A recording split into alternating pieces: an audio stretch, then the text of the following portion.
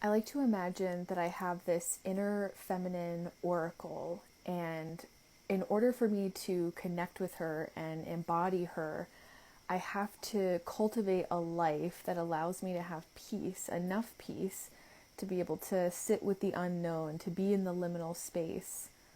I have to be able to get out of the confines of intellectualization.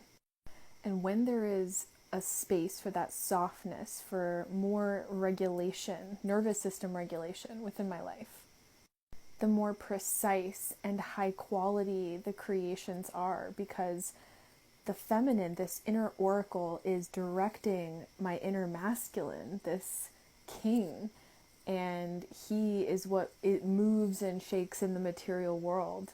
And you can tell that a lot of what's created in our modern, mainstream world is not infused with that feminine essence.